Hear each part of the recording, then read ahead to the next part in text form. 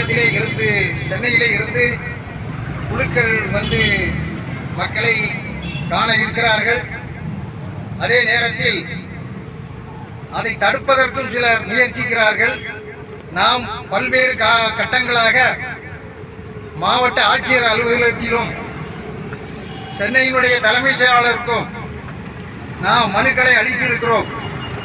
இந்த வெள்ளத்தால் டிசம்பர் மாதம் பாதிக்கப்பட்ட மக்கள் இன்னும் துன்பத்திலும் துயரத்திலும் இருந்து அவர்கள் மீண்டு வரவில்லை. அரசாங்கம் கொடுத்த உதவித்தொகை 6000 இருந்தாலும் அவர்களுக்கு ஏற்பட்ட இழப்பு 1 லட்சம் முதல் 2 லட்சம் முதல் 50,000 இப்படி உடைமைகளை எல்லாம் இழந்து சுகாதார கேடுகளை எல்லாம் சந்தித்து இன்னும் சில பகுதிகளிலே நீர் தேங்கி இருப்பதையும் நாம் அறிவோம், அரசு அதிகாரிகளும் அறிவார்கள்.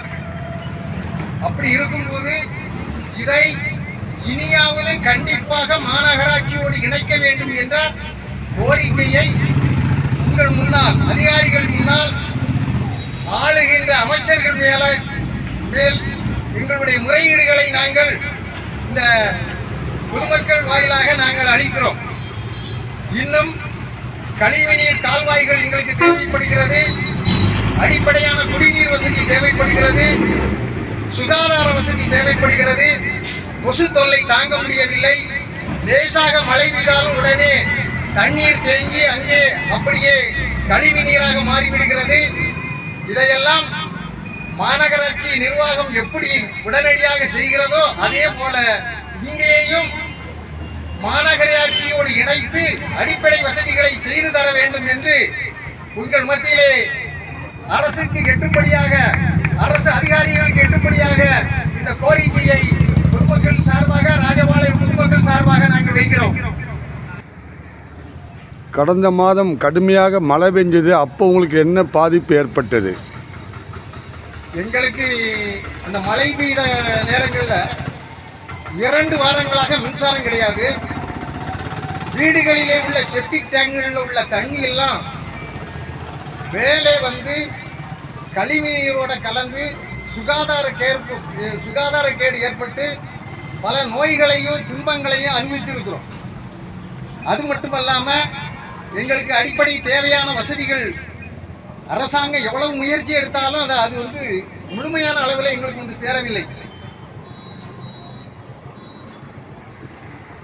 கிராம சபை கூட்டத்தில் மாநகராட்சியோடு தாளமுத்து நகர் பஞ்சாயத்தை இணைக்க வேண்டும் என்று தீர்மானம் வைத்தீங்களா? வைத்தோம். நாங்கள் மாநகராட்சியோடு இணைக்க வேண்டும் என்று கிராம சபை கூட்டத்திலே அந்த கிராம சபை கூட்டத்திலே நாங்கள் தீர்மானத்தை பதிவு செய்வதற்கு போராடி அதை பதிவு செய்திருக்கிறோம். தீர்மானம் நிறைவேற்றப்பட்டிருக்கிறதா? தீர்மானம் நிறைவேற்றப்பட்டது என்றுதான் எங்ககிட்ட சொன்னார்கள். ஆனால் அவர்கள் நிறைவேற்றினார்களா இல்லையா என்று நாங்கள் நகல் கேட்டதற்கு தரவில்லை. இப்போ முதலமைச்சருக்கு உங்களுடைய என்ன கோரிக்கையை வைக்கீங்க? தமிழ்நாடு முதலமைச்சர் வருகின்ற சட்டசபை நடைபெற இருக்கிறது, அதில் உங்களுடைய கோரிக்கை என்ன?